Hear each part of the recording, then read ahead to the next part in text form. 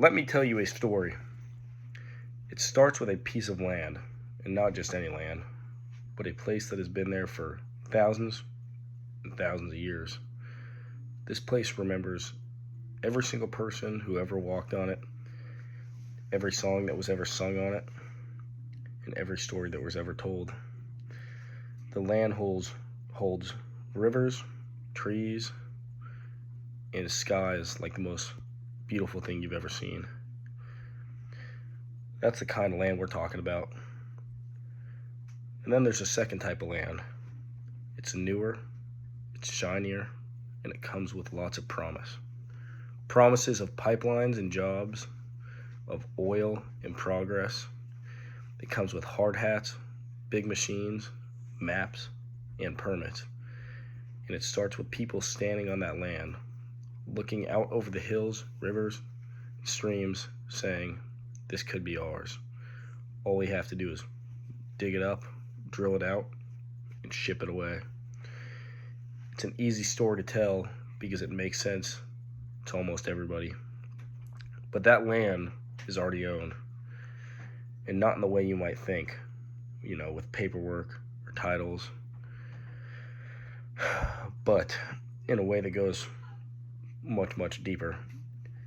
It belongs to the people who have always been there, who see the land not as something to be used up, but as a relative, something to take care of for them.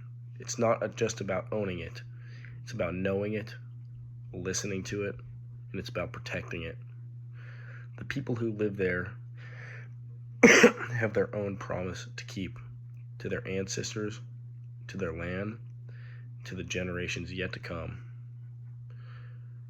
So, when that new story shows up with its promise and machines, it runs right into the old story, the one that has never been told for thousands of years up until this point, in languages that were never even written down, nobody even knows about, but are still filled in history. And that's where the fight begins.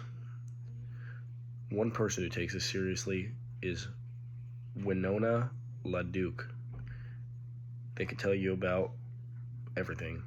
She's seen it happen more times than she can account. She's watched pipelines cut across the country, slicing straight through lands that hold everything. Memories, spirits, the very life of the people. Every time she has been there to stand in the way, she has stood with elders, kids, and people who travel from far, far away to be part of something that is bigger than themselves. She has stood in the cold, the rain, the blazing heat, singing the same exact songs her ancestors sang, reminding everyone who will listen that this fight isn't just about oil or money, and that it is indeed about survival and what matters most. That's the thing about Indigenous leadership. It's not about winning, or at least in the traditional sense that you're probably thinking about. It's about holding on, staying strong, and refusing to give up. It's about standing on that land and saying, we still here. That's not just Winona. There's a whole movement behind her. People, for example, Kyle Powis White, have been talking about this for years. He says that what we're seeing now, all this talk about climate change and environmental falling of hearts, isn't anything new. It's just the latest chapter in the story that's been going on for centuries, ever since the first colonizers came and decided they knew better than the people who were already there and who have lived there for thousands and thousands of years. They saw forests and rivers and mountains, and all they could think about was how they're going to turn them into something that's going to make them rich and make them money. White talks about how this problem we call climate change is the result of hundreds and hundreds of years of exploiting the land. He says that if we really wanted to fix it, we can't just put up solar panels or drive electric vehicles. We need to listen to the people who have been taking care of the land all along, the ones who understand that we can't separate the land from the people and the people from their history. I know it sounds simple, but it's really not. Because the people who hold the power don't want to listen. They just want money, power. They don't want to hear about treaties or traditional knowledge or anything else that doesn't fit into their plans or agendas.